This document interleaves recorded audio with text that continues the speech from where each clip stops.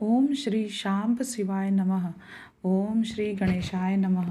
श्री शिव महापुराण प्रथम खंड पूर्वार्ध प्रथम विद्वेश्वर संहिता प्रथम अध्याय। प्रयाग में सूत जी से मुनियों का शीघ्र पाप नाश करने वाले साधन के विषय में प्रश्न, जो आदि और अंत में तथा मध्य में भी नित्य मंगलमय है, जिनकी समानता अथवा तुलना कहीं भी नहीं है, जो आत्मा के स्वरूप को प्रकाशित करने वाले देवता है, उनके 5 मुख है, और जो खेल खेल ही में अनायास जगत की रचना, पालन, संहार, अनुग्रह एवं तिरोभाव रूप 5 प्रबल कर्म करते रहते हैं, उन सर्वश्रेष्ठ अजर अमर ईश्वर अंबिकापति भगवान शंकर का मैं मन ही मन चिंतन करता हूँ। व्यास जी बोले, जो धर्म का महान क्षेत्र है, जहाँ गंगा यमुना का संगम हुआ है, जो ब्रह्मलोक का मार्ग है, उस परम पुण्यमय प्रयाग में सत्यव्रत में तत्पर रहने वाले महातेजस्वी महाभाग महात्मा मुनियों ने एक विशाल ज्ञान यज्ञ का आयोजन किया। उस ज्ञान यज्ञ का समाचार सुनकर पौराणिक शिरोमणि व्यास शिष्य महामुनि सूत जी वहां मुनियों का दर्शन करने के लिए आए। सूत जी को आते देखकर वे सब मुनि उस समय हर्ष से खिल उठे और अत्यंत प्रसन्न चित्त से उन्होंने उनका विधिवत स्वागत सत्कार किया। तत्पश्चात उन प्रसन्न महात्माओं ने उनकी विधिवत स्तुति करके विनय पूर्वक हाथ जोड़कर उनसे इस प्रकार कहा, हे सर्वज्ञ विद्वान रोमहर्षण जी, आपका भाग्य बड़ा भारी है। इसी से आपने व्यास जी से यथार्थ रूप में संपूर्ण पुराण विद्या प्राप्त की है, इसलिए आप आश्चर्य स्वरूप कथाओं के भंडार हैं। ठीक उसी तरह जैसे रत्नाकर समुद्र बड़े बड़े सारभूत रत्नों का अगार है, तीनों लोकों में भूत वर्तमान और भविष्य की जो बात है तथा अन्य भी जो कोई वस्तु है, वह आपसे अज्ञात नहीं है।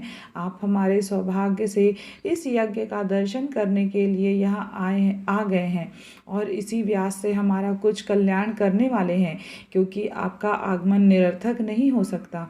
हमने पहले भी आपसे शुभ अशुभ तत्व का पूरा वर्णन सुना है, किंतु उससे तृप्ति नहीं होती। हमें उसे सुनने की बार बार इच्छा होती है। उत्तम बुद्धि वाले हे सूत जी, इस समय हमें एक ही बात सुननी है। यदि आपका अनुग्रह हो तो गोपनीय होने पर भी आप उस विषय का वर्णन करें। घोर कलयुग आने पर मनुष्य पुण्य कर्म से दूर रहेंगे, दुराचार में फंस जाएंगे, सबके सब सत्य भाषण से विमुख हो जाएंगे, दूसरों की निंदा में तत्पर रहेंगे, पराये धन को हड़प लेने की इच्छा करेंगे, उनका मन पराई स्त्रियों में आसक्त होगा तथा वे दूसरे प्राणियों की हिंसा किया करेंगे। वे अपने शरीर को ही आत्मा समझेंगे। वे मूढ़ नास्तिक तथा पशु बुद्धि रखने वाले होंगे। माता पिता से द्वेष रखेंगे तथा वे कामवश स्त्रियों की सेवा में लगे रहेंगे। ब्राह्मण लोभ रूपी ग्राह के ग्रास बन जाएंगे। वेद बेचकर जीविका चलाएंगे। उनका उपार्जन करने के लिए ही विद्या का अभ्यास करेंगे। मद से मोहित रहेंगे, अपनी जाति के कर्म छोड़ देंगे, प्रायः दूसरों को ठगेंगे, तीनों काल की संध्योपासना से दूर रहेंगे और ब्रह्मा ज्ञान से शून्य होंगे। दयाहीन, अपने को पंडित मानने वाले, अपने सदाचार व्रत से रहित, कृषि कार्य में तत्पर, क्रूर स्वभाव वाले एवं दूषित विचार वाले होंगे। समस्त क्षत्रिय भी अपने धर्म का त्याग करने वाले, कुसंगी, पापी और व्यभिचारी होंगे। उनमें शौर्य का अभाव होगा। वे युद्ध से विरत अर्थात रण में प्रीति न होने से भागने वाले होंगे। वे कुत्सित शौर्य कर्म से जीविका चलाएंगे, शूद्रों के समान बर्ताव करेंगे और उनका चित्त काम का किंकर बना रहेगा। वे शस्त्रास्त्र विद्या को नहीं जानने वाले, गौ और ब्राह्मण की रक्षा न करने वाले, शरणागत की रक्षा न करने वाले तथा सदा कामिनी की खोज में तत्पर रहेंगे। प्रजा पालन रूपी सदाचार से रहित भोग में तत्पर प्रजा का संहार करने वाले दुष्ट और प्रसन्नता पूर्वक जीव हिंसा करने वाले होंगे। वैश्य संस्कार भ्रष्ट स्वधर्म त्यागी कुमार्गी धनोपार्जन परायण तथा नाप तौल में अपनी कुत्सित वृत्ति का परिचय देने वाले होंगे। वे गुरु देवता और द्विजातियों के प्रति भक्ति शून्य कुत्सित बुद्धि वाले द्विजों को भोजन न कराने वाले प्रायः कृपणता के कारण मुट्ठी बांधकर रखने वाले पराई स्त्रियों के साथ कामरत मलिन विचार वाले लोभ और मोह से भ्रमित चित्त वाले और वामी कूप तड़ाग आदि के निर्माण तथा यज्ञ आदि सत्कर्मों में धर्म का त्याग करने वाले होंगे। इसी तरह कुछ शूद्र ब्राह्मणों के आचार में तत्पर होंगे। उनकी आकृति उज्जवल होगी अर्थात वे अपना कर्म धर्म छोड़कर उज्जवल वेशभूषा से विभूषित हो व्यर्थ घूमेंगे। वे मूढ़ होंगे और स्वभावतः ही अपने धर्म का त्याग करने वाले होंगे। वे भांति भांति के तप करने वाले होंगे, द्विजों को अपमानित करेंगे, छोटे बच्चों की अल्प मृत्यु होने के लिए अविचारिक कर्म करेंगे, मंत्रों के उच्चारण करने में तत्पर रहेंगे, शालग्राम की मूर्ति आदि पूजेंगे, होम करेंगे, किसी न किसी के प्रतिकूल विचार सदा करते रहेंगे, कुटिल स्वभाव वाले होंगे और द्विजों से विद्वेष भाव रखने वाले होंगे। वे यदि धनी हुए तो कुकर्म में लग जाएंगे, यदि विद्वान हुए तो विवाद करने वाले होंगे, कथा और उपासना धर्मों के वक्ता होंगे और धर्म का लोप करने वाले होंगे। वे सुंदर राजाओं के समान वेशभूषा धारण करने वाले, दंभी, दानमानी, अतिशय अभिमानी, विप्र आदि को अपना सेवक मानकर अपने को स्वामी मानने वाले होंगे। वे अपने धर्म से शून्य, मूढ़, वर्णशंकर, क्रूर बुद्धि वाले, महाअभिमानी और सदा चारों वर्णों के धर्म का लोप करने वाले होंगे। वे अपनों को श्रेष्ठ कुल वाला मानकर चारों वर्णों से विपरीत व्यवहार करने वाले, सभी वर्णों का भ्रष्ट करने वाले, मूढ़ और अनुचित रूप से सत्कर्म करने में तत्पर होंगे। कलयुग की स्त्रियां प्रायः सदाचार से भ्रष्ट होंगी, पति का अपमान करने वाली होंगी, सास ससुर से द्रोह करेंगी, किसी से भय नहीं मानेंगी और मलिन भोजन करेंगी। वे कुत्सित हाव भाव में तत्पर होंगी, उनका शील स्वभाव बहुत बुरा होगा। वे काम विहल, पर पति से रति करने वाली और अपने पति की सेवा से सदा विमुख रहेंगी। संतानें माता पिता के प्रति श्रद्धा रहित, दुष्ट स्वभाव वाली, असत विद्या पढ़ने वाली और सदा रोगग्रस्त शरीर वाली होगी। हे सूत जी, इस तरह जिनकी बुद्धि नष्ट हो गई है और जिन्होंने अपने धर्म का त्याग कर दिया है, ऐसे लोगों को इहलोक और परलोक में उत्तम गति कैसे प्राप्त होगी? इसी चिंता से हमारा मन सदा व्याकुल रहता है। परोपकार के समान दूसरा कोई धर्म नहीं है। अतः जिस छोटे उपाय से इन सबके पापों का तत्काल नाश हो जाए, उसे इस समय कृपा पूर्वक बताइए, क्योंकि आप समस्त सिद्धांतों के ज्ञाता हैं। व्यास जी बोले, उन भवितात्मा मुनियों की यह बात सुनकर सूत जी मन ही मन भगवान शंकर का स्मरण करके उन मुनियों से इस प्रकार कहने लगे। द्वितीय अध्याय, शिव पुराण का महात्म्य एवं परिचय। सूत जी बोले, हे साधु महात्माओं, आप सबने तीनों लोकों का हित करने वाली अच्छी बात पूछी है। मैं गुरुदेव व्यास जी का स्मरण करके आप लोगों के स्नेहवश इस विषय का वर्णन करूंगा। आप लोग आदर पूर्वक सुने। सबसे उत्तम जो शिव पुराण है वह वेदांत का सार सर्वस्व है तथा वक्ता और श्रोता का समस्त पाप राशियों में से उद्धार करने वाला है। इतना ही नहीं, वह परलोक में परमार्थ वस्तुओं को देने वाला है। कलि की कल्मश राशि का वह विनाशक है। उसमें भगवान शिव के उत्तम यश का वर्णन है। हे ब्राह्मणों, धर्म, अर्थ, काम और मोक्ष, इन चारों पुरुषार्थों को देने वाला वह पुराण सदा ही अपने प्रभाव से विस्तार को प्राप्त हो रहा है। हे विप्रवरो, उस सर्वोत्तम शिव पुराण के अध्ययन मात्र से वे कलयुग के पापासक्त जीव श्रेष्ठतम गति को प्राप्त हो जाएंगे। अहो, ब्रह्म हत्या आदि महान पाप अब तभी तक रहेंगे, अर्थात अपने फल को देने में समर्थ होंगे, जब तक जगत में शिव पुराण का उदय नहीं होगा। आशय यह है कि शिव पुराण सुनने के बाद अंतःकरण शिव भक्ति परायण होकर अतिशय स्वच्छ हो जाएगा। अतः किसी भी पाप कर्म में मानव की प्रवृत्ति ही नहीं होगी। तब ब्रह्म हत्या आदि भयंकर पाप न होने के कारण उस पाप के फल भोग की संभावना ही नहीं है। कलयुग के महान उत्पात तभी तक निर्भय होकर विचरेंगे, जब तक वहाँ जगत में शिव पुराण का उदय नहीं होगा। सभी शास्त्र परस्पर तभी तक विवाद करेंगे जब तक जगत में शिव पुराण का उदय नहीं होगा, अर्थात शिव पुराण के आ जाने पर किसी प्रकार का विवाद ही नहीं रह जाएगा। सभी प्रकार से भुक्ति मुक्ति प्रदाता यही रहेगा। अहो, महान व्यक्तियों के लिए भी तभी तक शिव का स्वरूप दुर्बोध्य रहेगा, जब तक इस जगत में शिव पुराण का उदय नहीं होगा। अहो, क्रूर यमदूत तभी तक निर्भय होकर पृथ्वी पर घूमेंगे, जब तक जगत में शिव पुराण का उदय नहीं होगा।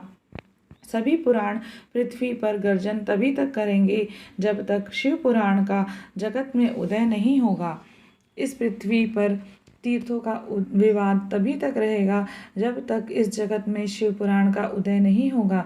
आशय यह है कि मुक्ति प्राप्त्यर्थ एवं पाप के नाश के लिए मानव विभिन्न तीर्थों का सेवन करेंगे, किंतु शिव पुराण के आने के बाद सभी लोग सभी पापों के नाश के लिए शिव पुराण का ही सेवन करेंगे। सभी मंत्र पृथ्वी पर तभी तक आनंद पूर्वक विवाद करेंगे, जब तक पृथ्वी पर शिव पुराण का उदय नहीं होगा। सभी क्षेत्र तभी तक पृथ्वी पर विवाद करेंगे, जब तक पृथ्वी पर शिव पुराण का उदय नहीं होगा। सभी पीठ तब तक पृथ्वी पर विवाद करेंगे, जब तक पृथ्वी पर शिव पुराण का उदय नहीं होगा। सभी दान पृथ्वी पर तभी तक विवाद करेंगे, जब तक शिव पुराण का पृथ्वी पर उदय नहीं होगा। सभी देवगण तभी तक पृथ्वी पर विवाद करेंगे, जब तक शिव पुराण का पृथ्वी पर उदय नहीं होगा। सभी सिद्धांत तभी तक पृथ्वी पर विवाद करेंगे, जब तक शिव पुराण का पृथ्वी पर उदय नहीं होगा। हे विप्रो, हे श्रेष्ठ मुनिगण, इस शिव पुराण के कीर्तन करने से और सुनने से जो जो फल होते हैं, उन फलों को मैं संपूर्ण रूप से नहीं कह सकता हूँ, अर्थात शब्दों के द्वारा इसके सभी फलों को नहीं कहा जा सकता। हे निष्पाप मुनिगण, तथापि शिव पुराण का कुछ महात्म्य आप लोगों से कहता हूँ, जो व्यास जी ने पहले मुझसे कहा था। आप लोग चित्त लगाकर ध्यान पूर्वक सुने। जो भक्ति पूर्वक इस शिव पुराण का एक श्लोक या आधा श्लोक भी पढ़ता है, वह उसी क्षण पाप से छुटकारा पा जाता है। जो आलस्य रहित होकर प्रतिदिन भक्ति पूर्वक इस शिव पुराण का यथाशक्ति पाठ करता है, वह जीवन मुक्त कहा जाता है।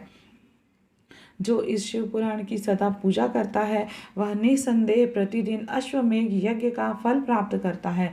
जो व्यक्ति साधारण पद की प्राप्ति की इच्छा से इस शिव पुराण को मुझसे अथवा अन्य किसी से सुनता है, वह भी पातकों से मुक्त हो जाता है। जो इस शिव पुराण को समीप से प्रणाम करता है, वह सभी देवों की पूजा का फल प्राप्त करता है, इसमें संशय नहीं है। जो इस शिव पुराण को स्वयं लिखकर शिव भक्तों को दान करता है, उसके पुण्य फल को सुने। शास्त्रों का अध्ययन करने और वेदों का पाठ करने से जो दुर्लभ फल प्राप्त होता है, वह फल उसको प्राप्त होता है। जो चतुर्दशी तिथि के दिन उपवास करके इस शिव पुराण का शिव भक्तों के समाज में पाठ करता है, वह श्रेष्ठ पुरुष है। वह व्यक्ति शिव पुराण के प्रत्येक अक्षर की संख्या के अनुरूप गायत्री के पुनश्चरण का फल प्राप्त करता है और इस लोक में सभी अभीष्ट सुखों को भोग कर अंत में मोक्ष को प्राप्त करता है। जो चतुर्दशी की रात में उपवास पूर्वक जागरण करके शिव पुराण का पाठ करता है या उसे सुनता है, उसका पुण्य फल मैं कहता हूँ। कुरुक्षेत्र आदि सभी तीर्थों में पूर्ण सूर्य ग्रहण में अपनी शक्ति के अनुसार विप्रों को और मुख्य कथावाचकों को धन देने से जो फल प्राप्त होता है, वही फल उस व्यक्ति को प्राप्त होता है। यह सत्य है, सत्य है, इसमें कोई संदेह नहीं है। जो व्यक्ति इस शिव पुराण का दिन रात गान करता है, इंद्र आदि देवगण उसकी आज्ञा की प्रतीक्षा करते रहते हैं। इस शिव पुराण का पाठ करने वाला और सुनने वाला व्यक्ति जो जो श्रेष्ठ कर्म करता है वह कोटि गुना हो जाता है, अर्थात कोटि गुना फल देता है। जो भली भांति ध्यान पूर्वक उसमें भी श्री रुद्र संहिता का पाठ करता है, वह यदि ब्रह्मघाती भी हो तो 3 दिनों में पवित्र आत्मा हो जाता है। जो भैरव की मूर्ति के पास मौन धारण कर श्री रुद्र संहिता का प्रतिदिन 3 बार पाठ करता है, वह सभी कामनाओं को प्राप्त कर लेता है। जो व्यक्ति वट और बिल्व वृक्ष की प्रदक्षिणा करते हुए उस रुद्र संहिता का पाठ करता है, वह ब्रह्म हत्या के दोष से भी छुटकारा पा जाता है। प्रणव के अर्थ को प्रकाशित करने वाली ब्रह्मारूपणी साक्षात कैलाश संहिता रुद्र संहिता से भी श्रेष्ठ कही गई है। हे द्विजो, कैलाश संहिता का संपूर्ण महात्म्य तो शंकर जी ही जानते हैं, उससे आधा महात्म्य व्यास जी जानते हैं और उसका भी आधा मैं जानता हूँ। सब उसके संपूर्ण महात्म्य का वर्णन तो मैं नहीं कर सकता, कुछ ही अंश कहूँगा, जिसको जानकर उसी क्षण चित्त की शुद्धि प्राप्त हो जाएगी। हे द्विजो, लोक में ढूंढने पर भी मैंने ऐसे किसी पाप को नहीं देखा जिसे वह रुद्र संहिता नष्ट ना कर सके। उपनिषद रूपी सागर का मंथन करके शिव ने आनंद पूर्वक इस रुद्र संहिता रूपी अमृत को उत्पन्न किया और कुमार कार्तिकेय को समर्पित किया, जिसे पीकर मानव अमर हो जाता है। ब्रह्म हत्या आदि पापों की निष्कृति करने के लिए तत्पर मनुष्य महीने भर रुद्र संहिता का पाठ करके उन पापों से मुक्त हो जाता है। दुष्प्रतिग्रह, दुर्भोज्य, दुरालाप से जो पाप होता है वह इस रौद्री संहिता का एक बार कीर्तन करने से नष्ट हो जाता है। जो व्यक्ति शिवालय में अथवा बेल के वन में इस संहिता का पाठ करता है, वह उससे जो फल प्राप्त करता है उसका वर्णन वाणी से नहीं किया जा सकता। जो व्यक्ति श्रद्धा पूर्वक इस संहिता का पाठ करते हैं और श्राद्ध के समय ब्राह्मणों को भोजन कराता है, उसके सभी पितर शंभु के परम पद को प्राप्त करते हैं। चतुर्दशी के दिन निराहार रहकर जो बेल के वृक्ष के नीचे इस संहिता का पाठ करता है, वह साक्षात शिव होकर सभी देवों से पूजित होता है। उसमें अन्य संहिताएं सभी कामनाओं के फल को पूर्ण करने वाली हैं, किंतु लीला और विज्ञान से परिपूर्ण इन दोनों संहिताओं को विशिष्ट समझना चाहिए। इस शिव पुराण को वेद के तुल्य माना गया है। इस वेद कल्प पुराण को सबसे पहले भगवान शिव ने ही प्रणयन किया था। विद्वेश्वर संहिता, रुद्र संहिता, विनायक संहिता, उमा संहिता, मातृ संहिता, एकादश रुद्र संहिता, कैलाश संहिता, शतरुद्र संहिता, कोटि रुद्र संहिता, सहस्त्र कोटि रुद्र संहिता, वायवीय संहिता और धर्म संहिता, इस प्रकार इस पुराण के 12 भेद हैं। ये 12 संहिताएं अत्यंत पुण्यमयी मानी गई हैं। ब्राह्मणों, अब मैं उनके श्लोकों की संख्या बता रहा हूँ, आप लोग वह सब आदर पूर्वक सुने। विद्वेश्वर संहिता में 10,000 श्लोक हैं। रुद्र संहिता, विनायक संहिता, उमा संहिता और मातृ संहिता, इनमें से प्रत्येक में 8-8 हजार श्लोक हैं। हे ब्राह्मणों, एकादश रुद्र संहिता में 13,000, कैलाश संहिता में 6,000, शतरुद्र संहिता में 3,000, कोटि रुद्र संहिता में 9,000, सहस्त्र कोटि रुद्र संहिता में 11,000, वायवीय संहिता में 4,000 तथा धर्म संहिता में 12,000 श्लोक हैं। इस प्रकार संख्या के अनुसार मूल शिव पुराण की श्लोक संख्या 1,00,000 है, परंतु व्यास जी ने उसे 24,000 श्लोकों में संक्षिप्त कर दिया है। पुराणों की क्रम संख्या के विचार से इस शिव पुराण का स्थान चौथा है। इसमें 7 संहिताएं हैं। पूर्व काल में भगवान शिव ने श्लोक संख्या की दृष्टि से 100 करोड़ श्लोकों का एक ही पुराण ग्रंथ बनाया था। सृष्टि के आदि में निर्मित हुआ वह पुराण साहित्य अत्यंत विस्तृत था। तत्पश्चात द्वापर आदि युगों में द्वैपायन, व्यास आदि महर्षियों ने जब पुराण का 18 भागों में विभाजन कर दिया, उस समय संपूर्ण पुराणों का संक्षिप्त स्वरूप केवल 4,00,000 श्लोकों का रह गया। श्लोक संख्या के अनुसार यह शिव पुराण 24,000 श्लोकों वाला कहा गया है। यह वेद तुल्य पुराण 7 संहिताओं में विभाजित है। इसकी पहली संहिता का नाम वेदेश्वर संहिता है, दूसरी रुद्र संहिता समझनी चाहिए, तीसरी का नाम शतरुद्र संहिता, चौथी का कोटि रुद्र संहिता, पांचवी का नाम उमा संहिता, छठी का कैलाश संहिता तथा सातवीं का नाम वायवीय संहिता है। इस प्रकार ये 7 संहिताएं मानी गई हैं। इन 7 संहिताओं से युक्त दिव्य शिव पुराण वेद के तुल्य प्रमाणिक तथा सबसे उत्कृष्ट गति प्रदान करने वाला है। 7 संहिताओं से समन्वित इस संपूर्ण शिव पुराण को आद्योपांत आदर पूर्वक पढ़ता है वह जीवन मुक्त कहा जाता है। वेद, स्मृति, पुराण, इतिहास तथा सैकड़ों आगम इस शिव पुराण की अल्प कला के समान भी नहीं है। यह निर्मल शिव पुराण भगवान शिव के द्वारा ही प्रतिपादित है। शैव शिरोमणि भगवान व्यास ने इसे संक्षेप कर संकलित किया है। यह समस्त जीव समुदाय के लिए उपकारक, त्रिविध तापों का नाशक, तुलना रहित एवं सत्पुरुषों को कल्याण प्रदान करने वाला है। इसमें वेदांत विज्ञान में प्रधान तथा निष्कपट धर्म का प्रतिपादन किया गया है। यह पुराण ईर्ष्या रहित अंतःकरण वाले विद्वानों के लिए जानने की वस्तु है। इसमें श्रेष्ठ मंत्र समूहों का संकलन है और यह धर्म, अर्थ और काम से समन्वित है, अर्थात इस त्रिवर्ग की प्राप्ति के साधन का भी इसमें वर्णन है। यह उत्तम शिव पुराण समस्त पुराणों में श्रेष्ठ है। वेद वेदांत में वेद रूप से विलासित परम वस्तु परमात्मा का इसमें ज्ञान किया गया है। जो बड़े आदर से इसे पढ़ता और सुनता है वह भगवान शिव का प्रिय होकर परम गति को प्राप्त कर लेता है। तृतीय अध्याय साध्य साधन आदि का विचार। व्यास जी बोले, सूत जी का यह वचन सुनकर वे सब महर्षि बोले, अब आप हमें वेदांत के सार सर्वस्वरूप अद्भुत शिव पुराण को सुनाइए।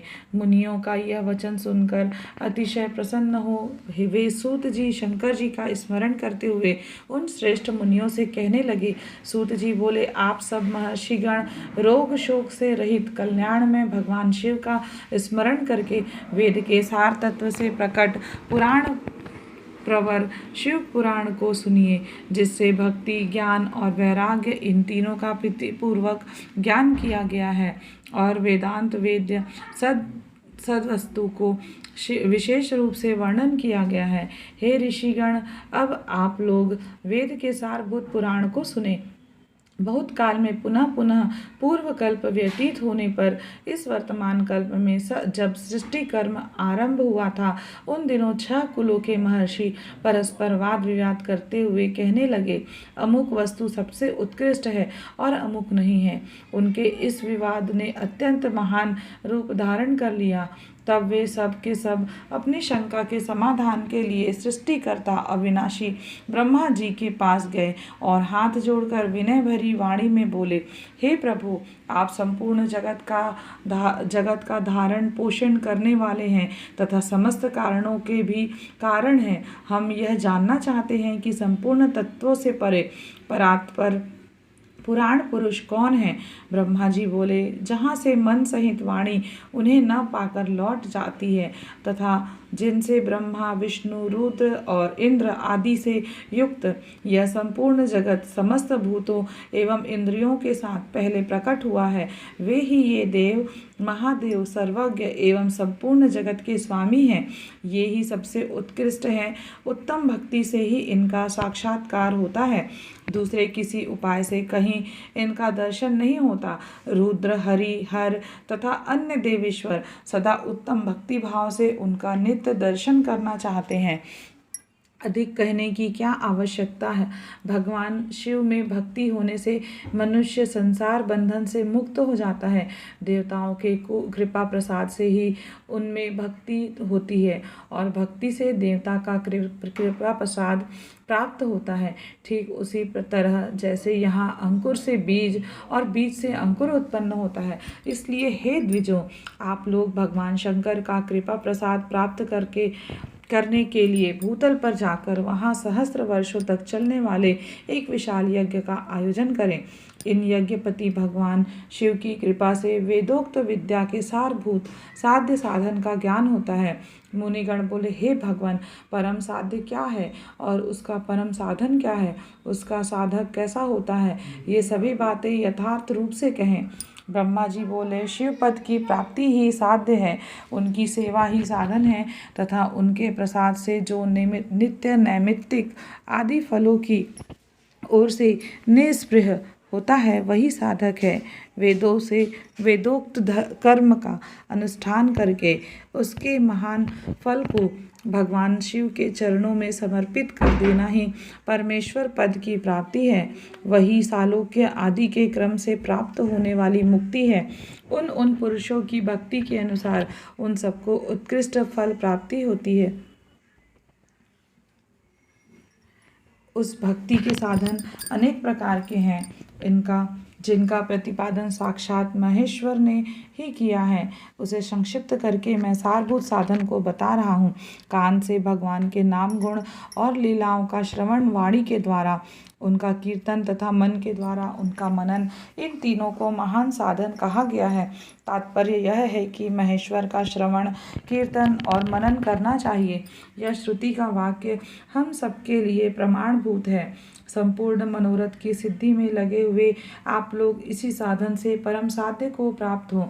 लोग प्रत्यक्ष वस्तुओं को नेत्र से देखकर उसमें प्रवृत्त होते हैं, परंतु जिस वस्तु का कहीं भी प्रत्यक्ष दर्शन नहीं होता, उसे श्रवण इंद्रिय द्वारा जान सुनकर मनुष्य उसकी प्राप्ति के लिए चेष्टा करता है। अतः पहला साधन श्रवण ही है। उसके द्वारा गुरु के मुख से तत्व को सुनकर बुद्धिशाली विद्वान पुरुष अन्य साधन कीर्तन एवं मनन की सिद्धि करे। क्रमशः मनन पर्यंत इस साधन की अच्छी तरह साधना कर लेने पर उसके द्वारा सालोक्य आदि के क्रम से धीरे धीरे भगवान शिव का संयोग प्राप्त होता है। पहले सारे अंगों के रोग नष्ट हो जाते हैं, तत्पश्चात सब प्रकार का लौकिक आनंद भी विलीन हो जाता है। अभ्यास के ही समय यह साधन कष्टप्रद है, किंतु बाद में निरंतर मंगल देने वाला है। चतुर्थ अध्याय श्रवण, कीर्तन और मनन, इन तीनों साधनों की श्रेष्ठता का प्रतिपादन। मुनिगण बोले, हे ब्राह्मण, मनन कैसा होता है, श्रवण का स्वरूप कैसा है और उनका कीर्तन कैसे किया जाता है, यथार्थ रूप में आप वर्णन करें। ब्रह्मा जी बोले, हे मुनियों, भगवान शंकर की पूजा, उनके नामों का जप तथा उनके गुण, रूप, विलास और नामों का युक्ति परायण चित्त के द्वारा जो निरंतर परिशोधन या चिंतन होता है, उसी को मनन कहा गया है। वह महेश्वर की कृपा दृष्टि से उपलब्ध होता है। वह समस्त श्रेष्ठ साधनों में प्रमुखतम है। शंभु के प्रताप, गुण, रूप, विलास और नाम को प्रकट करने वाले संगीत, वेद वाक्य या भाषा के द्वारा अनुराग पूर्वक उनकी स्तुति ही मध्यम साधन है, जिसको कीर्तन शब्द से कहा जाता है। हे ज्ञानियों, स्त्री क्रीड़ा में जैसे मन की आसक्ति होती है, वैसे ही किसी कारण से किसी स्थान में शिव विषयक वाणियों में श्रवण इंद्रियन की दृढ़तर आसक्ति ही जगत में श्रवण के नाम से प्रसिद्ध है। सर्वप्रथम सज्जनों की संगति से श्रवण सिद्ध होता है, बाद में शिव जी की कीर्तन दृढ़ होता है और अंत में सभी साधनों से श्रेष्ठ शंकर विषयक मनन उत्पन्न होता है, किंतु यह सब उनकी कृपा दृष्टि से ही संभव होता है। सूत जी बोले, मुनीश्वरों, इस साधन का महात्म्य बताने के प्रसंग में मैं आप लोगों के लिए एक प्राचीन वृत्तांत का वर्णन करूंगा, उसे ध्यान से देकर आप लोग सुने। पूर्व काल में पराशर मुनि के पुत्र मेरे गुरु व्यास देव जी सरस्वती नदी के सुंदर तट पर तपस्या कर रहे थे। एक दिन सूर्य तुल्य तेजस्वी विमान से यात्रा करते हुए भगवान सनत कुमार अकस्मात वहां आ पहुंचे। उन्होंने मेरे गुरुदेव को वहां देखा। वे ध्यान में मग्न थे। उससे जगने पर उन्होंने ब्रह्मा के पुत्र सनत कुमार जी को अपने सामने उपस्थित देखा। वे बड़े वेग से उठे और उनके चरणों में प्रणाम करके मुनि ने उन्हें अर्घ्य प्रदान करके देवताओं के बैठने योग्य आसन भी अर्पित किया। तब प्रसन्न हुए भगवान सनत कुमार विनीत भाव से खड़े हुए व्यास जी से गंभीर वाणी में कहने लगे। सनत कुमार बोले, हे मुने, आप सत्य सनातन भगवान शंकर का हृदय से ध्यान कीजिए, तब वे शिव प्रत्यक्ष होकर आपकी सहायता करेंगे। आप यहाँ तप किस लिए कर रहे हैं? इस प्रकार सनत कुमार के कहने पर मुनि व्यास ने अपना आशय कहा। मैंने आपकी कृपा से वेद सम्मत धर्म, अर्थ, काम और मोक्ष की कथा को मानव समाज में अनेक प्रकार से प्रदर्शित किया है। इस प्रकार सर्वथा गुरु स्वरूप होने पर भी मुझ में मुक्ति के साधन ज्ञान का उदय नहीं हुआ। यह आश्चर्य ही है। मुक्ति का साधन न जानने के कारण उसके लिए मैं तपस्या कर रहा हूँ। हे विप्रेंद्रो, इस प्रकार जब व्यास मुनि ने भगवान सनत कुमार से प्रार्थना की, तब वे समर्थ सनत कुमार जी मुक्ति का निश्चित कारण बताने लगे। भगवान शंकर का श्रवण, कीर्तन, मनन, ये तीनों महत्तर साधन कहे गए हैं। ये तीनों ही वेद सम्मत हैं। पूर्व काल में मैं दूसरे साधनों के संभ्रम में पढ़कर घूमता घामता मंदराचल पर जा पहुंचा और वहां तपस्या करने लगा। तदंतर महेश्वर शिव की आज्ञा से भगवान नंदिकेश्वर वहां आए। उनकी मुझ पर बड़ी दया थी। वे सबके साक्षी और शिव गणों के स्वामी भगवान नंदिकेश्वर मुझे स्नेहपूर्वक मुक्ति का उत्तम साधन बताते हुए बोले, भगवान शंकर का श्रवण, कीर्तन और मनन, ये तीनों साधन वेद सम्मत हैं और मुक्ति के साक्षात कारण हैं। यह बात स्वयं भगवान शिव ने मुझसे कही है। अतः हे ब्राह्मण, आप श्रवण आदि तीनों साधनों का बार बार अनुष्ठान करें। व्यास जी से बार बार ऐसा कहकर अनुगामियों सहित ब्रह्मपुत्र सनत कुमार अपने विमान से परम सुंदर ब्रह्मधाम को चले गए। इस प्रकार पूर्व काल के इस उत्तम वृत्तांत का मैंने संक्षेप से वर्णन किया है। ऋषिगण बोले, हे सूत जी, आपने श्रवण आदि तीनों साधनों को मुक्ति का उपाय बताया है। जो मनुष्य श्रवण आदि तीनों साधनों में असमर्थ हो, वह किस उपाय का अवलंबन करके मुक्त हो सकता है और किस साधन भूत कर्म के द्वारा बिना यत्न के ही मोक्ष मिल सकता है। पंचम अध्याय भगवान शिव के लिंग एवं साकार विग्रह की पूजा के रहस्य तथा महत्व का वर्णन। सूत जी बोले, हे शौनक, जो श्रवण, कीर्तन और मनन इन तीनों साधनों के अनुष्ठान में समर्थ ना हो, वह भगवान शंकर के लिंग एवं मूर्ति की स्थापना कर नित्य उसकी पूजा करके संसार सागर से पार हो सकता है। छल न करते हुए वह अपनी शक्ति के अनुसार धन राशि ले जाए और उसे शिवलिंग अथवा शिव मूर्ति की सेवा के लिए अर्पित कर दे। साथ ही निरंतर उस लिंग एवं मूर्ति की पूजा भी करे। उसके लिए भक्ति भाव से मंडप, गोपुर, तीर्थ, मठ एवं क्षेत्र की स्थापना करे तथा उत्सव करे और वस्त्र, गंध, पुष्प, धूप, दीप तथा मालपुआ आदि व्यंजनों से युक्त भांति भांति के भक्ष्य भोज्य अन्न नैवेद्य के रूप में समर्पित करे। छत्र, ध्वजा, व्यजन, चामर तथा अन्य अंगों सहित राजोपचार की भांति सब वस्तुएं भगवान शिव के लिंग एवं मूर्ति पर चढ़ाएं। प्रदक्षिणा, नमस्कार तथा यथाशक्ति जप करे।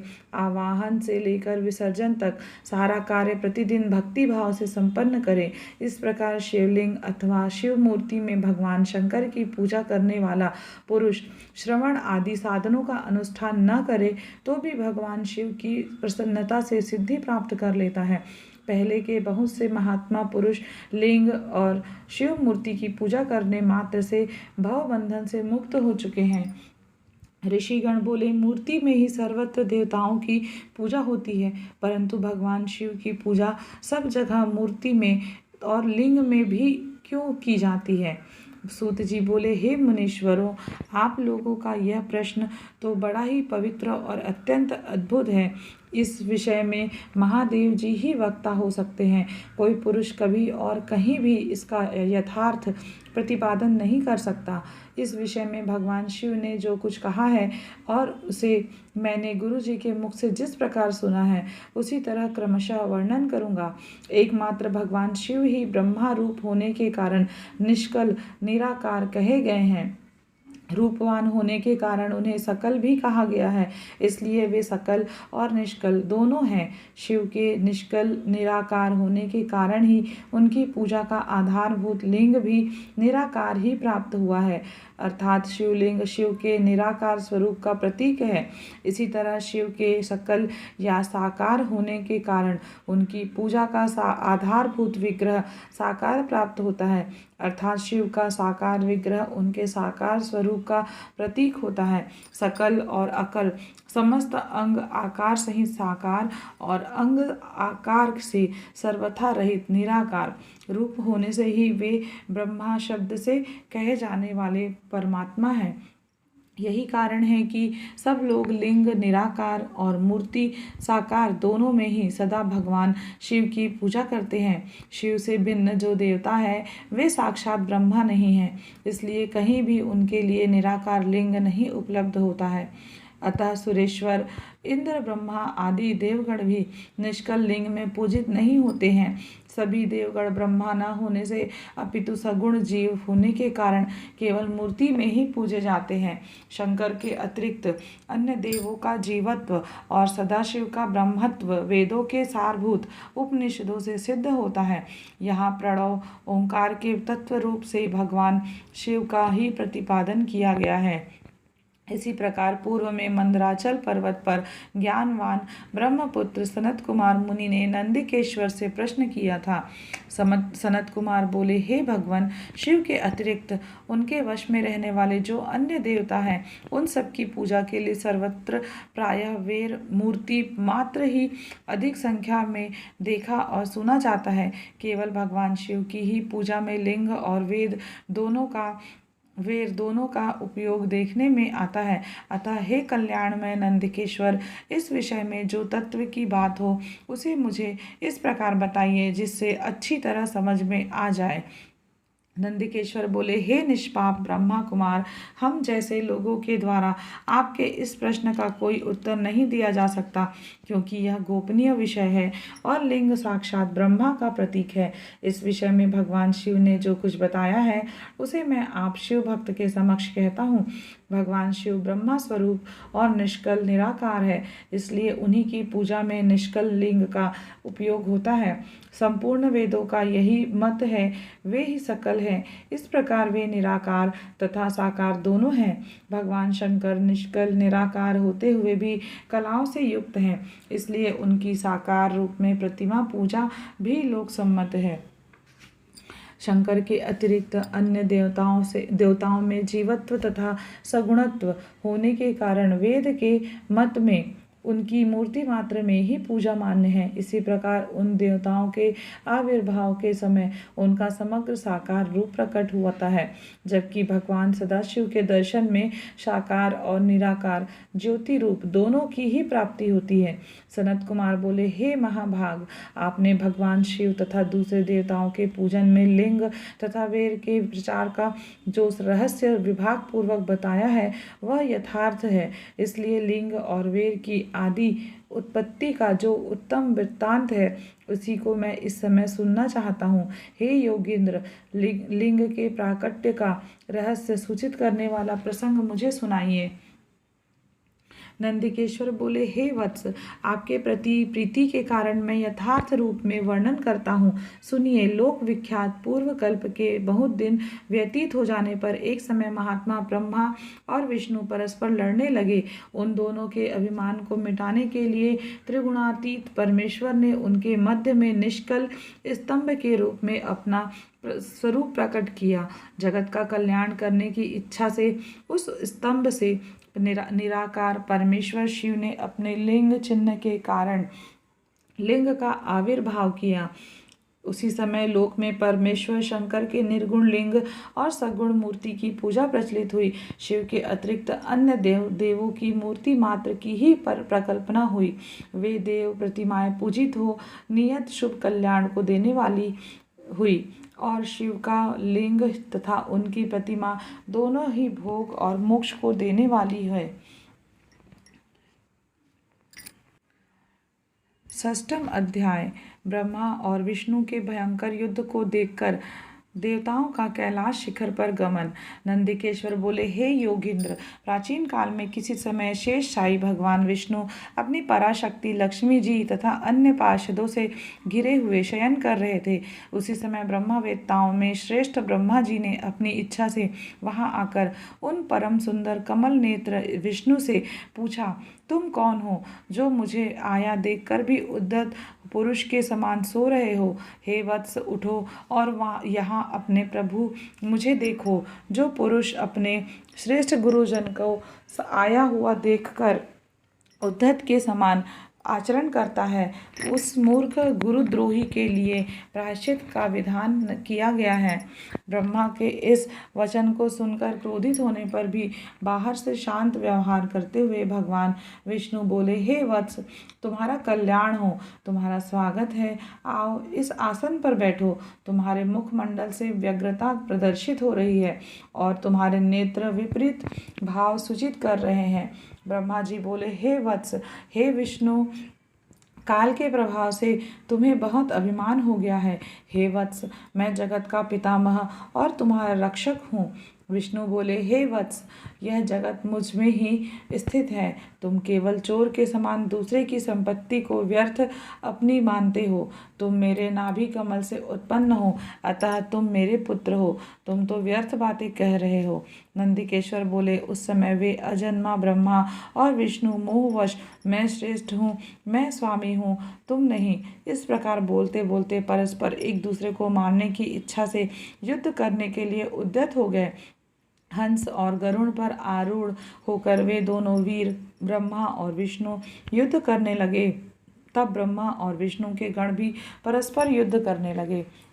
उस समय सभी देवगण उस परम अद्भुत युद्ध को देखने की इच्छा से विमान पर चढ़कर वहां पहुंच गए। वहां आकर आकाश में अवस्थित हो पुष्प की वृष्टि करते हुए वे युद्ध देखने लगे। गरुड़ वाहन भगवान विष्णु ने क्रुद्ध होकर ब्रह्मा के वक्ष स्थल पर अनेक प्रकार के असंख्य दुस्सह बाणों और अस्त्रों से प्रहार किया। तब विधाता भी क्रुद्ध होकर विष्णु के हृदय पर अग्नि के समान बाण और अनेक प्रकार के अस्त्रों को छोड़ने लगे।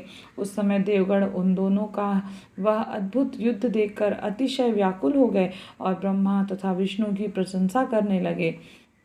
तत्पश्चात युद्ध में तत्पर ब्रह्मज्ञानी विष्णु ने अतिशय क्रोध के साथ शांत हो दीर्घ निश्वास लेते हुए ब्रह्मा को लक्ष्य कर भयंकर माहेश्वर अस्त्र का संधान किया।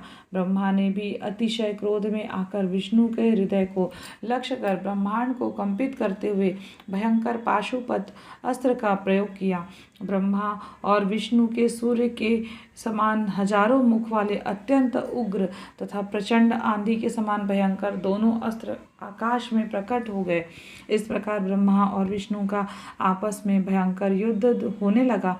हे तात, उस युद्ध को देखकर सभी देवगण राज विप्लव के समय ब्राह्मणों के समान अतिशय दुखी और व्याकुल होकर परस्पर कहने लगे, जिसके द्वारा सृष्टि, स्थिति, प्रलय, तिरोभाव तथा अनुग्रह होता है और जिसकी कृपा के बिना इस भूमंडल पर अपनी इच्छा से एक तृण का भी विनाश करने में कोई भी समर्थ नहीं है, उन त्रिशूलधारी ब्रह्म स्वरूप महेश्वर को नमस्कार है।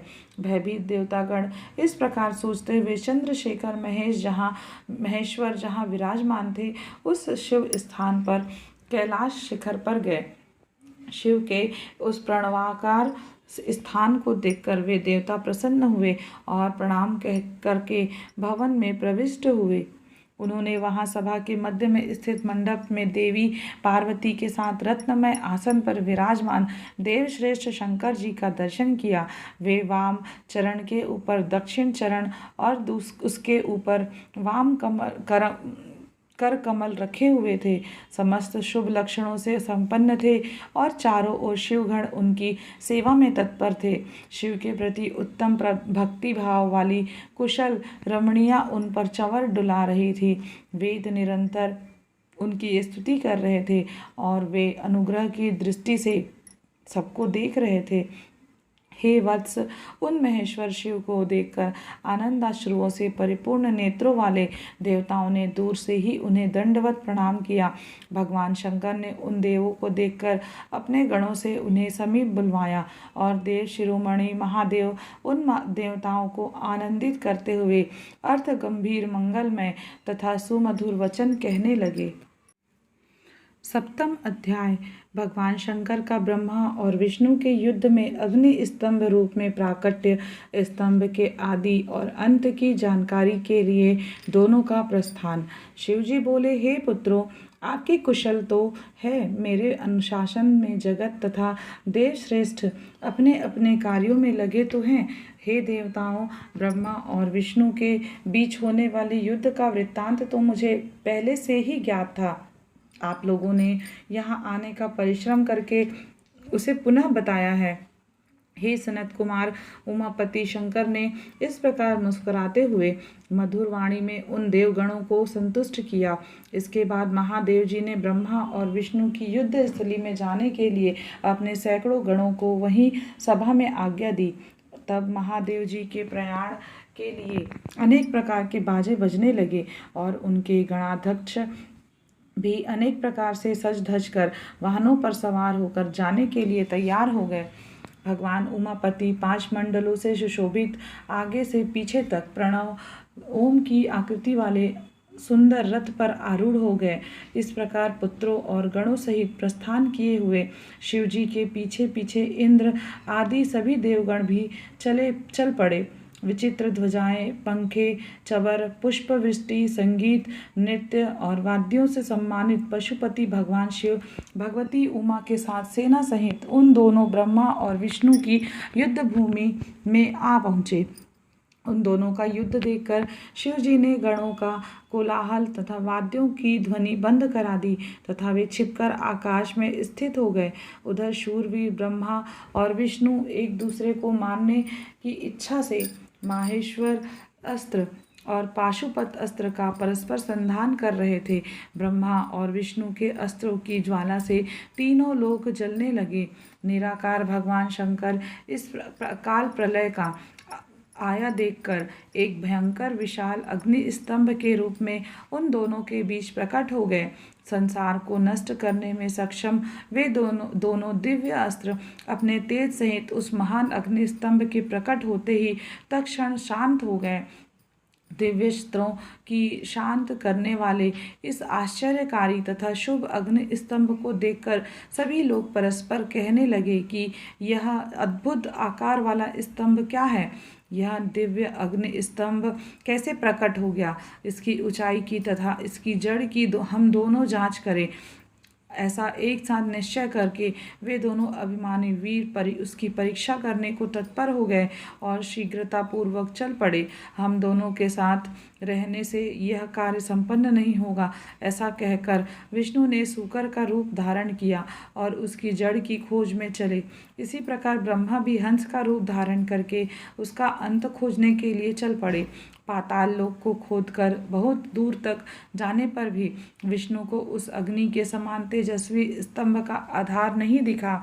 तब थक कर हार कर सुकर आकृति विष्णु रणभूमि में वापस आ गए। हे तात, आकाश मार्ग से जाते हुए आपके पिता भगवान ब्रह्मा जी ने मार्ग में अद्भुत केतकी केवड़े के पुष्प को गिरते देखा। अनेक वर्षों से गिरते रहने पर भी वह ताजा और अति सुगंध युक्त था। ब्रह्मा और विष्णु के इस विग्रह पूर्ण कृत्य को देखकर भगवान परमेश्वर हंस पड़े। इससे कंपन के कारण उनका मस्तक हिला और वह श्रेष्ठ केतकी पुष्प उन दोनों के ऊपर कृपा करने के लिए गिरा। ब्रह्मा जी ने उससे पूछा, हे पुष्पराज, तुम्हें किसने धारण कर रखा था और तुम क्यों गिर रहे हो?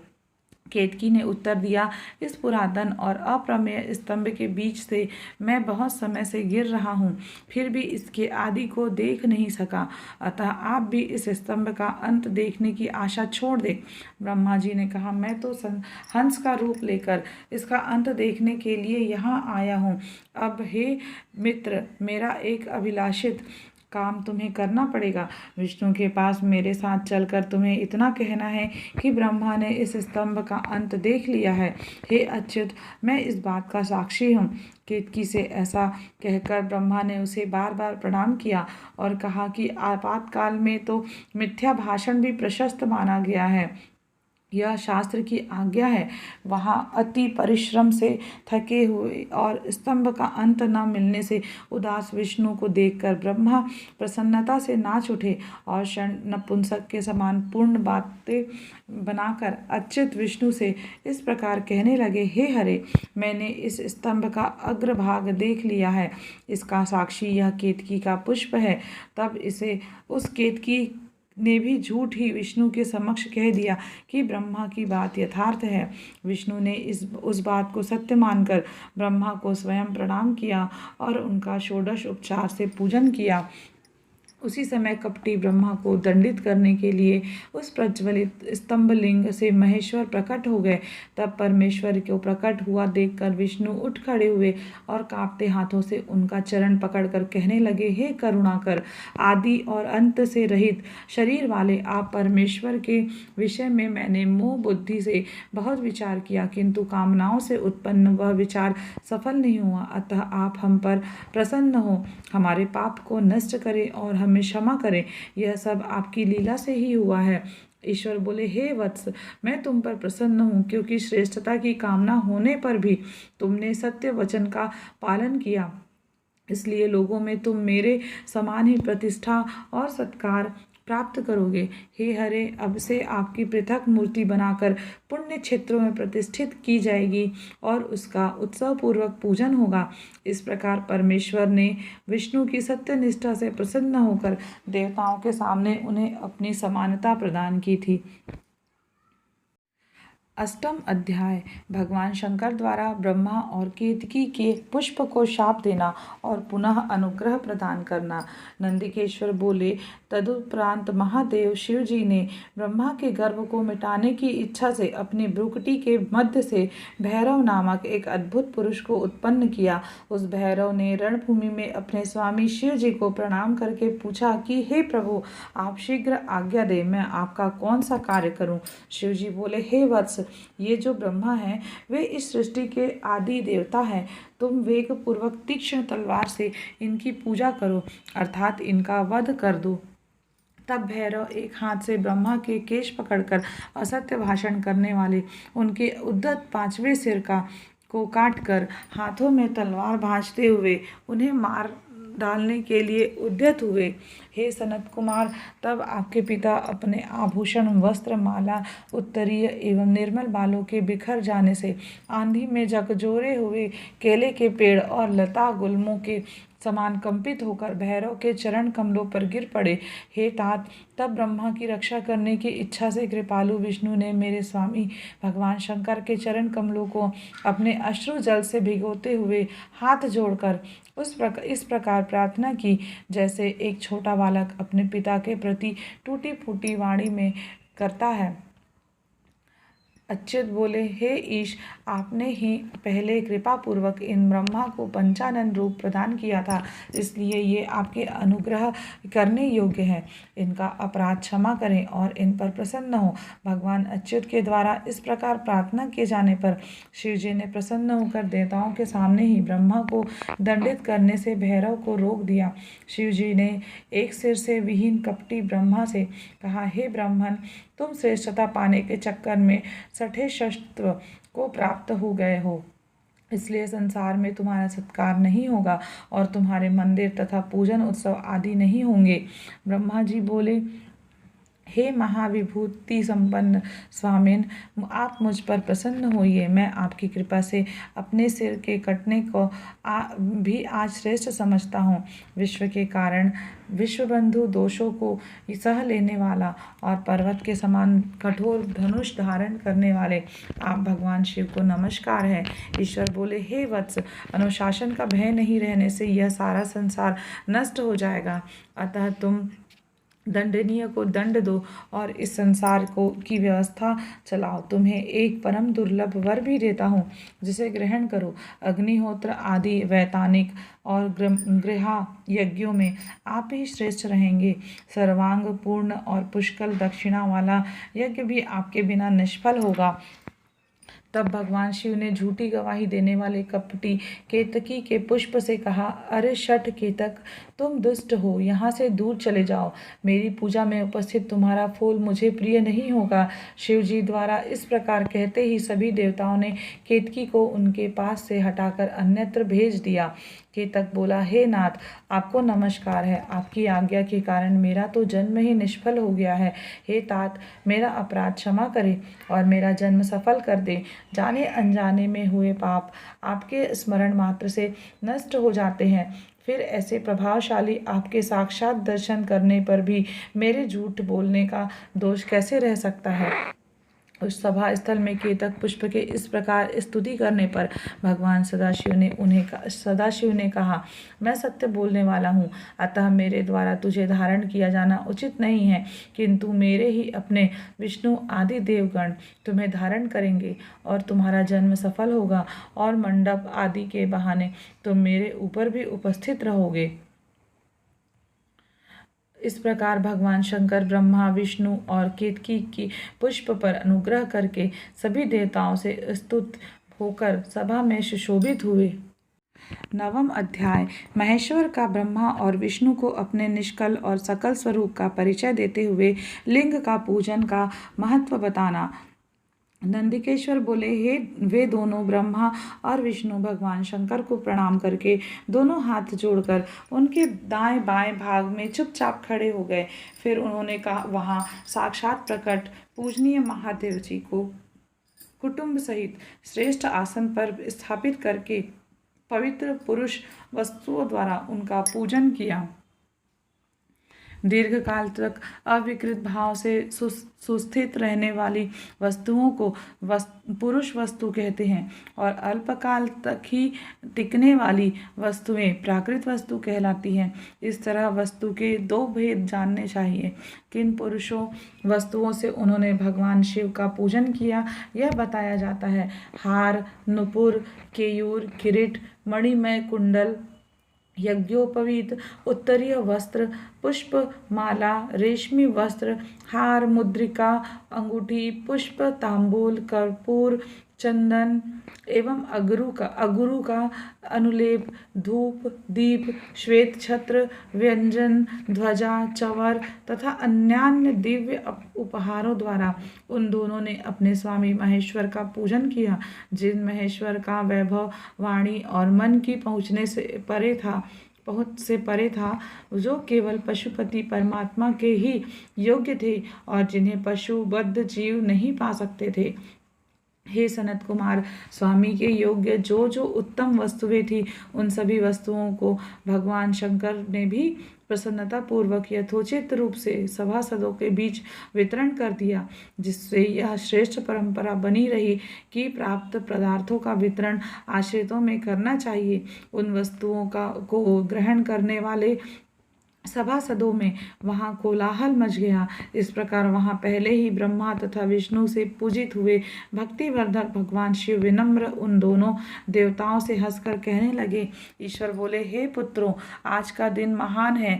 इससे तुम्हारे द्वारा जो आज मेरी पूजा हुई है, इससे मैं तुम लोगों पर बहुत प्रसन्न हूँ। इस कारण यह दिन परम पवित्र और महान से महान होगा। आज की यह तिथि शिवरात्रि के नाम से विख्यात होकर मेरे लिए परम प्रिय होगी। इस समय जो मेरे लिंग, निष्कल अंग, आकृति से रहित निराकार स्वरूप के प्रतीक और वेर सकल साकार स्वरूप के प्रतीक विग्रह की पूजा करेगा, वह पुरुष जगत की सृष्टि और पालन आदि कार्य भी कर सकता है।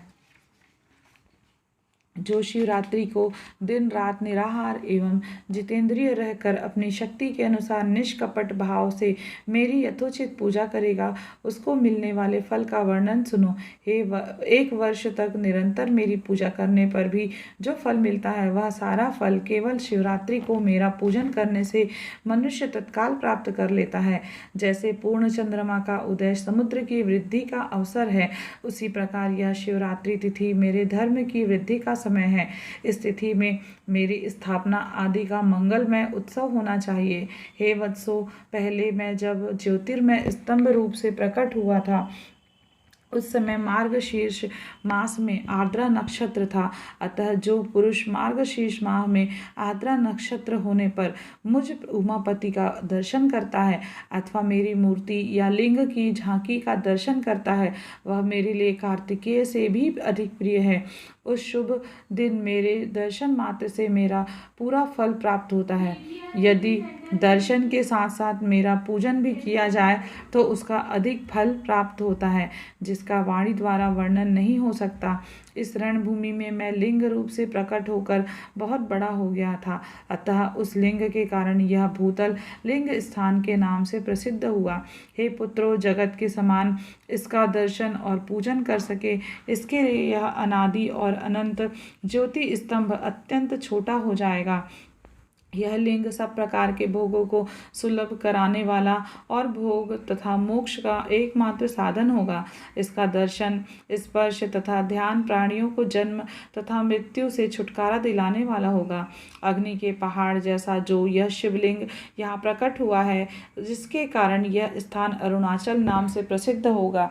यहाँ अनेक प्रकार के बड़े बड़े तीर्थ प्रकट होंगे। इस स्थान में निवास करने या मरने से जीवों को मोक्ष प्राप्त हो जाएगा। रथोत्सव आदि के आयोजन से यहाँ सर्वत्र अनेक लोग कल्याणकारी रूप से निवास करेंगे। इस स्थान पर किया गया दान, हवन तथा जप, यह सब करोड़ गुना फल देने वाला होगा। यह क्षेत्र मेरे सभी क्षेत्रों में श्रेष्ठतम होगा।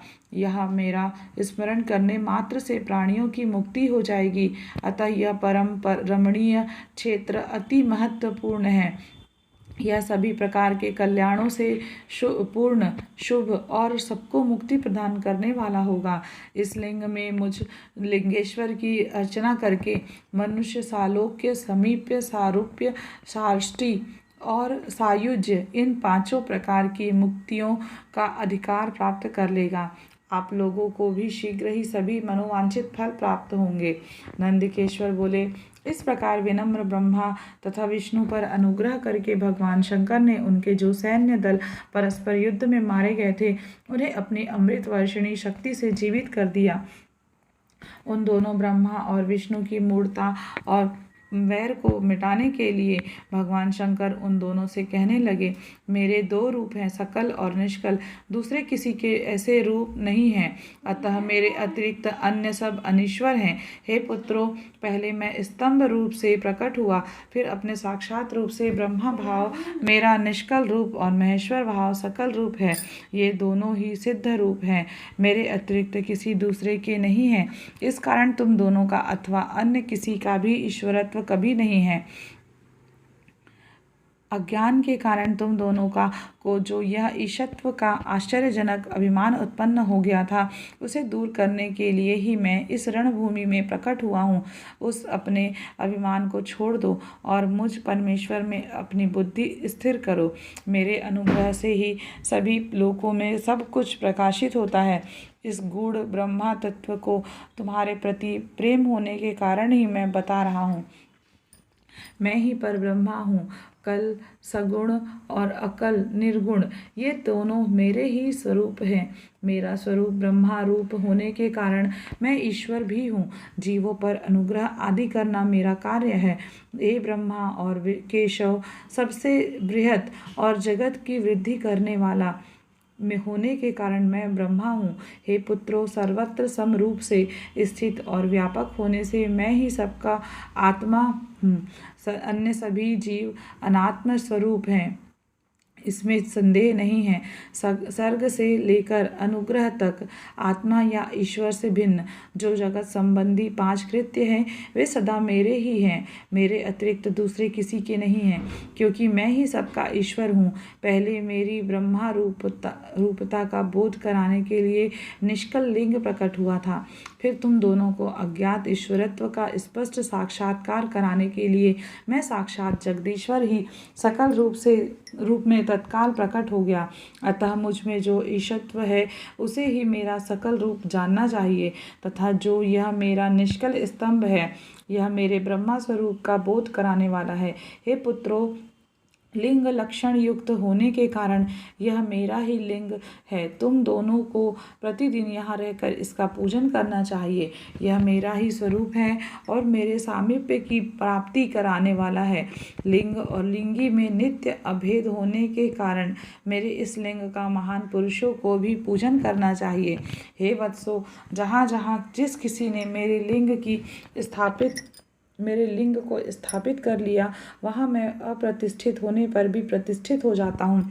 मेरे एक लिंग की स्थापना करने का फल मेरी समानता की प्राप्ति बताया गया है। एक के बाद दूसरे शिवलिंग की भी स्थापना कर दी गई, तब फल रूप से मेरे साथ एकत्व सायुज्य मोक्ष रूप फल प्राप्त होता है।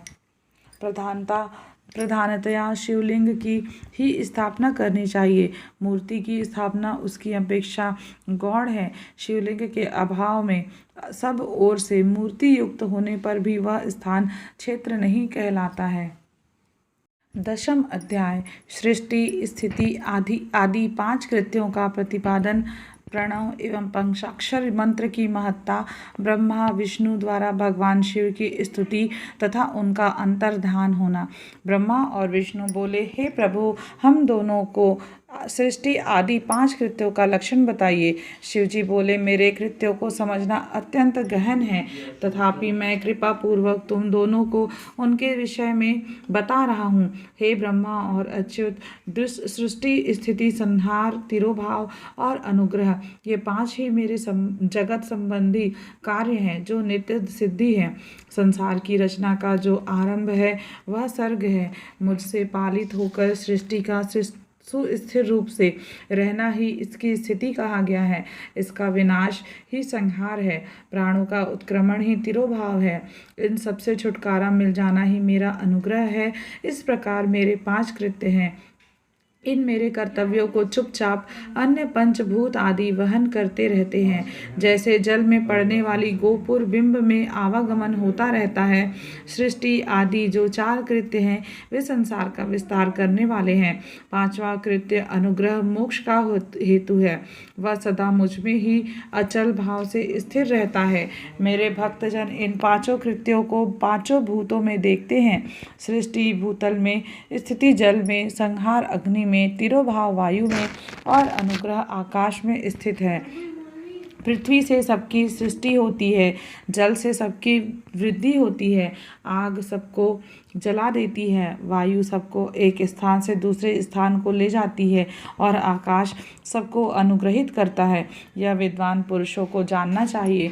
इन 5 कृत्यों का भार वहन करने के लिए ही मेरे 5 मुख हैं। 4 दिशाओं में 4 मुख हैं और उनके बीच में 5वां मुख है। हे पुत्रों, तुम दोनों ने तपस्या करके प्रसन्न हुए मुझ परमेश्वर से भाग्यवश सृष्टि और स्थिति नामक 2 कृत्य प्राप्त किए हैं। ये दोनों तुम्हें बहुत प्रिय हैं। इसी प्रकार मेरे विभूति स्वरूप रुद्र और महेश्वर ने 2 अन्य उत्तम कृत्य संहार और तिरोभाव मुझसे प्राप्त किए हैं, परंतु अनुग्रह नामक कृत्य कोई नहीं पा सकता। इन सभी पहले के कर्मों को तुम दोनों ने समयानुसार भुला दिया। रुद्र और महेश्वर सब अपने कर्मों को नहीं भूले हैं, इसलिए मैंने उन्हें अपनी समानता प्रदान की है। वे रूप वेश, कृत्य, वाहन, आसन और आयुध आदि में मेरे समान ही हैं। हे पुत्रों, मेरे ध्यान से शून्य होने के कारण तुम दोनों में मूढ़ता आ गई है। मेरा ज्ञान रहने पर महेश के समान अभिमान और स्वरूप नहीं रहता है। इसलिए मेरे ज्ञान की सिद्धि के लिए मेरे ओंकार नामक मंत्र का तुम दोनों जप करो। यह अभिमान को दूर करने वाला है। पूर्व काल में मैंने अपने स्वरूपभूत मंत्र का उपदेश किया है, जो ओंकार के रूप में प्रसिद्ध है।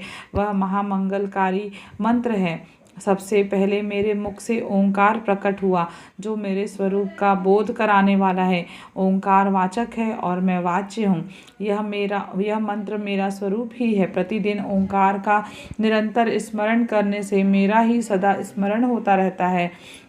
पहले मेरे उत्तरवर्ती मुख से अकार, पश्चिम मुख से उकार, दक्षिण मुख से मकार, पूर्ववर्ती मुख से बिंदु और मध्यवर्ती मुख से नाद उत्पन्न हुआ।